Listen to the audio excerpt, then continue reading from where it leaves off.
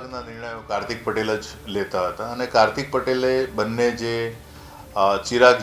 રાજપૂત અને રાહુલ જૈનને સૂચના આપી હતી કે નરોડા ખાતે ખ્યાતિ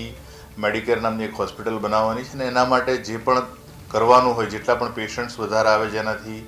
ખ્યાતિ હોસ્પિટલની આવકમાં વધારો થાય અને એ પ્રકારની કામગીરી કરવા માટે એ લોકોને સૂચના આપેલી હતી. ચિરાગ રાજપૂત અને રાહુલ જૈન દ્વારા તેમના જ રિલેટિવ્સ અને પરિચિતોના બનાવટી એલોટમેન્ટ લેટર બનાવી અને એમની નિમણૂક આપેલી ખ્યાતિ હોસ્પિટલમાં, જેના કારણે એ લોકોના જે પગાર ચૂકવવાના થતા હતા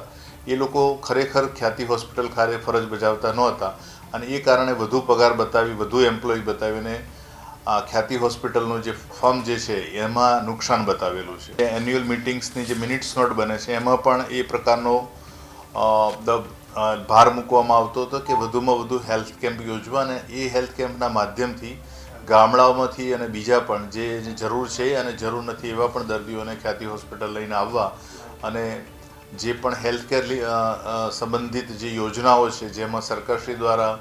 આ સારવાર વિનામૂલ્યે મળવાની હોય એ તમામ પ્રકારના જે નાણાં મેળવવાની એમનો જે ગુનો આચરવાની પદ્ધતિ હતી એ પ્રકારે એના ઉપર ભાર મૂકવામાં આવતો હતો. નવી જે હોસ્પિટલ બનાવવાની હતી અને એ ટૂંક જ સમયમાં એ લોકોને બહુ ઓછા સમયમાં હોસ્પિટલ બનાવવાની હતી,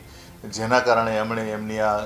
પ્રવૃત્તિને ગતિ આપેલી હતી. ચિરાગ રાજપૂત અને રાહુલ જૈન જે પ્રકારે જોડાયેલા છે તો એ ખ્યાતિ હોસ્પિટલ અગાઉ આ ત્રણેય જણા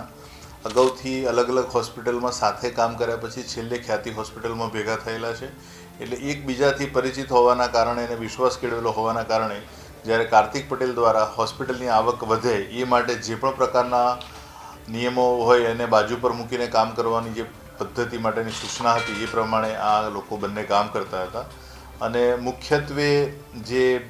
હેલ્થ કેમ્પના આયોજન, પછી આ જે ખોટા એલોટમેન્ટ લેટર ઉપર નિમણૂક આપવી અને એ બધું જ રાહુલ જૈન અને ચિરાગ રાજપૂત દ્વારા હાથ ધરવામાં આવેલું. અમારી તમામ માહિતીથી અપડેટ રહેવા માટે જોડાયેલા રહો S9 ન્યૂઝ સાથે.